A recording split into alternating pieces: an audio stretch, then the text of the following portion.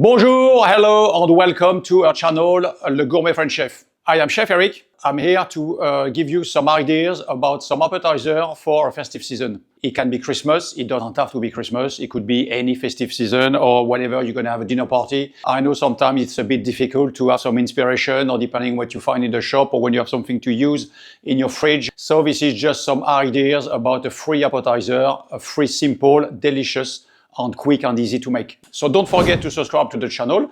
Don't forget to like this video. You can also share this video to all your friends, foodie friends, anybody who's interested in French cuisine, French cooking, online French cooking. Check out a blog for more recipes. Keep updated on this channel to have more recipes and more tips about French cuisine. So now let's go in the kitchen and start making those delicious appetizers. So for this first recipe, we're going to make the Gougères.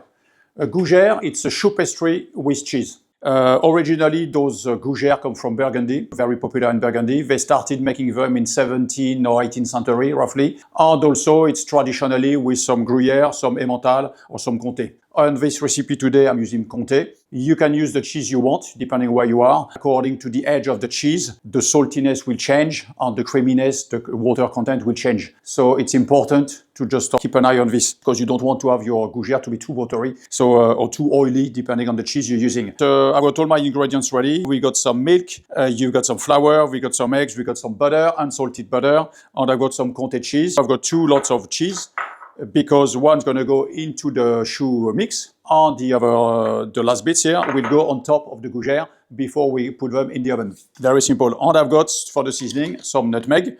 I've got a bit of salt just to start at the beginning, not too much, and some black pepper just for the seasoning. You could also add anything you want if you prefer, depending where you are and what you've got. You can have a bit of fresh herbs, you can have some bit of cayenne pepper, a bit of chili, bit of piment d'Espelette, because we're in France.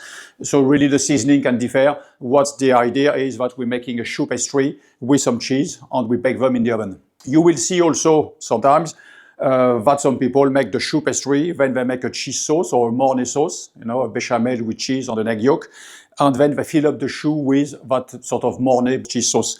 It's not typically a Gougère. In that case, it's becoming a choux filled with cheese sauce.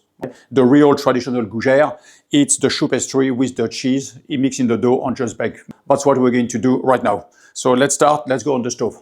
So to start a choux pastry, we're going to put together the milk and the butter. The butter has to be in small cubes, you see, because we need the butter to melt very slowly.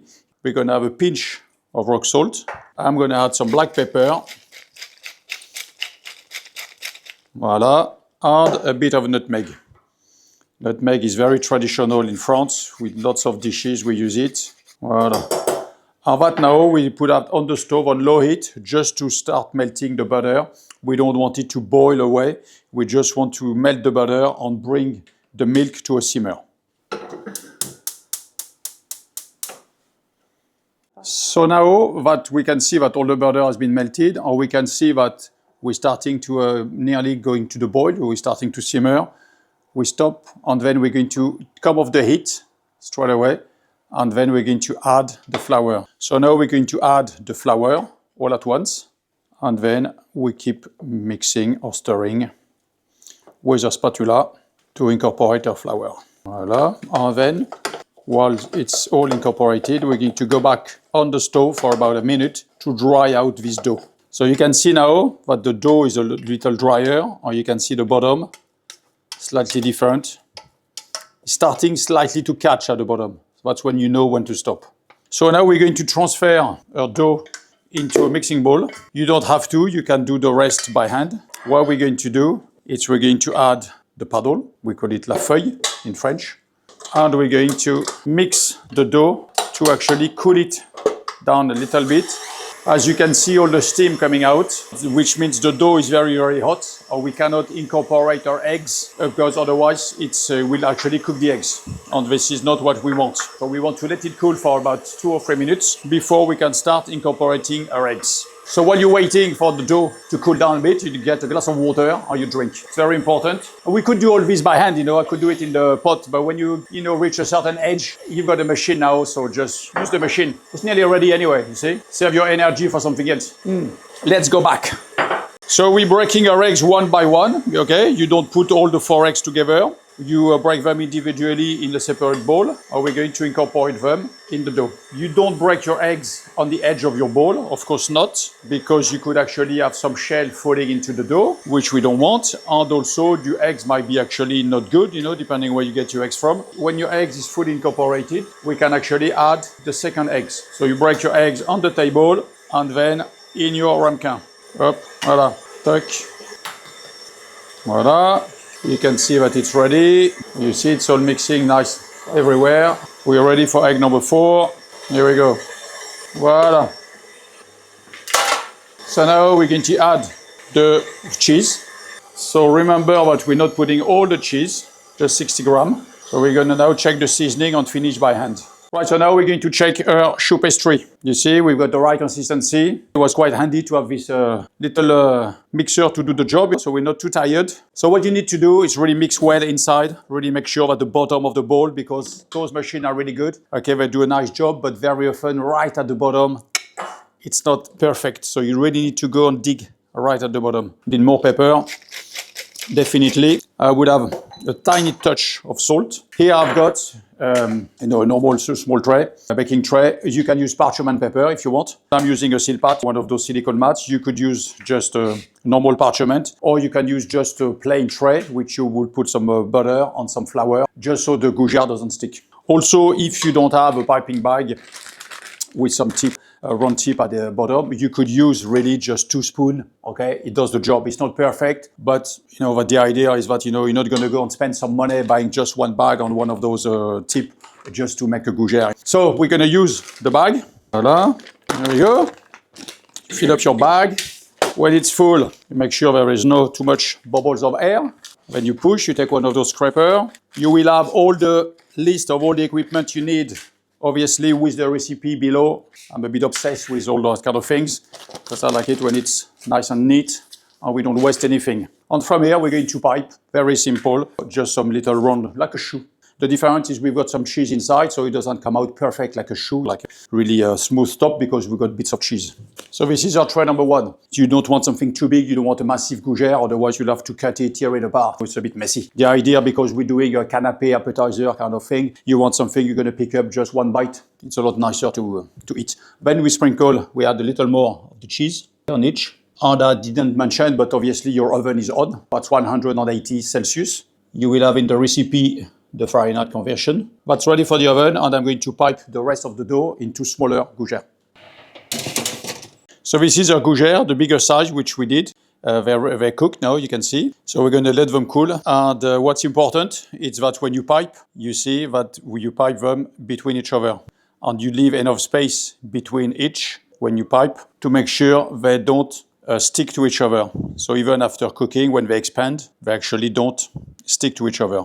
And now this is the smaller one, which will be just one bite. It's going to go in the oven too. For this second recipe for appetizer, we're going to do something very easy, very simple, that everybody loves. A bit of smoked salmon. You can't go wrong. When you buy smoked salmon, buy good quality, buy preferably organic. While the smoked salmon is quite rare, for us in France anyway. You can also, instead of salmon, buy trout. Smoked trout, it's also very good. It's a lot easier, I think, to find a wild trout instead of the wild smoked salmon. So it's a different option, depending where you are. You can also make your own smoked salmon, you know, if you are brave enough. We're going to make it very simple for this Christmas. So we're not going to start making smoked salmon or making lots of complicated things. The idea is to make something easy and to have some appetizer ready in just under 10 minutes. The blinis also, you can make them if you want to. It's not really difficult, but you know, it's obviously a lot more time. So you can buy the blinis, you buy some crème fraîche. Instead of the crème fraîche, you might, you know, change it for some mascarpone. It's also very good, you know, it actually holds very good. We've got some fresh herbs. Here I'm using chervil because it's what I have right now in my garden. You can use very well dill instead. Dill, salmon, lemon, fantastic. You can't go wrong. Or you can use a bit of chive. All we have to do, really, we're going to season the crème fraîche with a bit of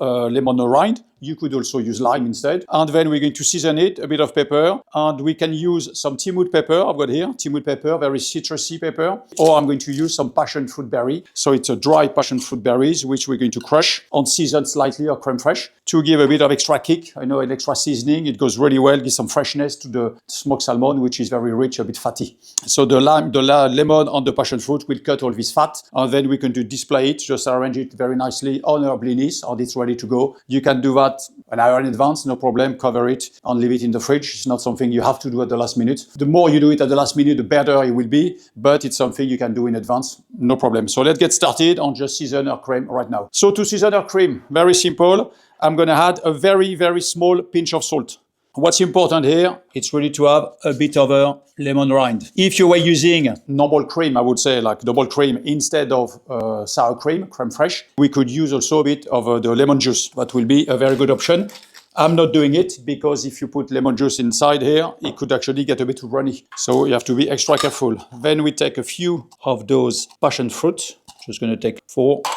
Then which we crush. We add this into our cream. I've done the pepper. Oh, that's ready, you see, very quickly. Voila. Now we taste. So we have to wait a bit longer for the flavor to diffuse. Right now it's not salty enough, but we're having the salmon, so I don't want any more salt.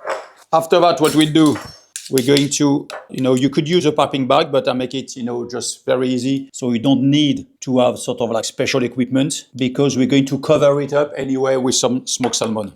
Now for the salmon, what's important?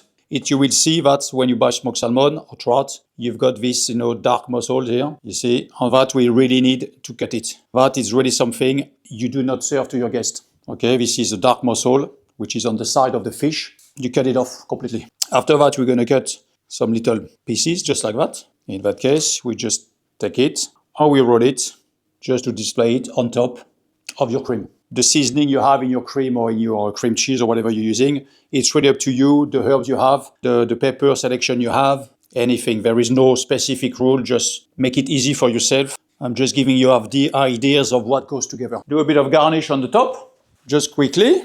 And you see, it doesn't take long to do that sort of things. You add a little bit of lemon rind, lemon zest, just a little bit. Huh? Voila.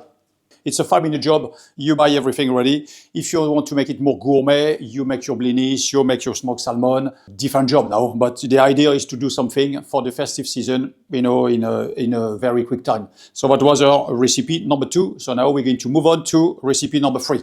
So for our last recipe for some very easy appetizer to do for Christmas. Very simple, very easy. We've got our pain d'épices. I hope you saw the recipe last week. If you couldn't make it or didn't have time, you can buy it, obviously. It's always better if you make it yourself because that keeps for a few days. That actually freezes also really well, wrap it properly. So you can make that in advance, so you got your pain d'épices, which is ready to rock and roll. After that, we're taking a pastry cutter.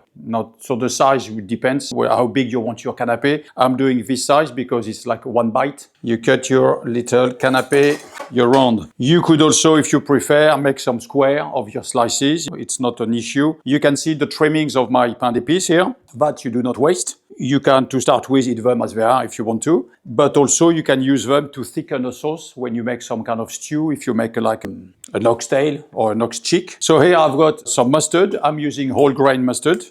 Okay, you can use Dijon mustard if you want, or if you got some like honey flavored mustard or something. You don't want something too sweet. Remember, your pain d'épices is very sweet. Huh? Pain d'épices, it's sugar, honey. It's very sweet. So I'm using a bit of whole grain and some chutney, which I made. And all we're gonna do, we take some of the chutney, which I'm adding like a spoon of the whole grain mustard, to actually season the chutney, give it a bit of a crunch with the seeds of the whole grain mustard, and also a bit of spiciness, I should say, a bit of heat, to cut down the sweetness of our pain d'épices. Just add a little bit of this mix onto our pain d'épices. We take out if there's a bit too much fat here, and that we're going to roll it to display it onto our little pain d'épices with chutney. So now we've got our pain d'épices with a chutney mustard, and we've got some ham. If you don't have, or if you don't eat ham, you can do near enough the same with some smoked duck, if you want to. Or you could use turkey or chicken, smoked turkey, smoked chicken.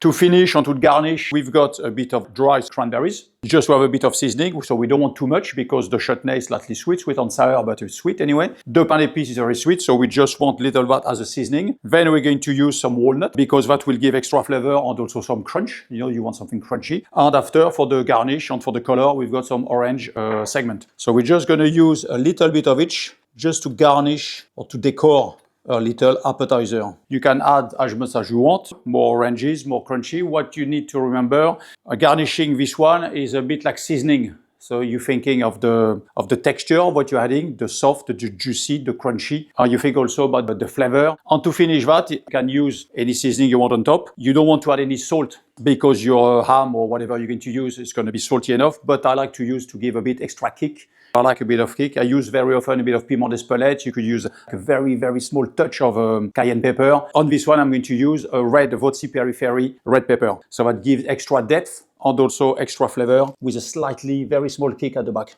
of your palate. So just a bit of seasoning at the last minute, just like that. Voila. So this is a free, easy recipe of appetizer to do for Christmas or another festive season. You could do that for a birthday party of your friend, it doesn't matter. It's just something quick and easy. I forgot to mention, I think, when during the Gougères recipe, that you can freeze the Gougères. They freeze very well. They go back in the oven to be warmed up at the last minute, but they freeze well. Your pain d'épices, if you want to follow that recipe, you can also freeze it or keep it in your fridge for a few days, no problem. So all your mise en place, it's a very I would say easy to get organized. You don't keep everything to do at the last minute. Make sure you do things in advance as much as you can. You will find in the comment or in the description below, you will find all the recipes, a link to the recipe. And also in those recipes, you will have the sort of like most essential equipment which you might need. Also, don't forget to subscribe to the channel and to like the video. That will be lovely. Thank you very much. And you can share this video to some foodie friends or people who want to do a dinner party and just to have some ideas. So stay tuned because this is just the appetizer and we've got the main course coming up very soon. I will see you very soon and thank you for watching. Bon appétit. Yeah, delicious.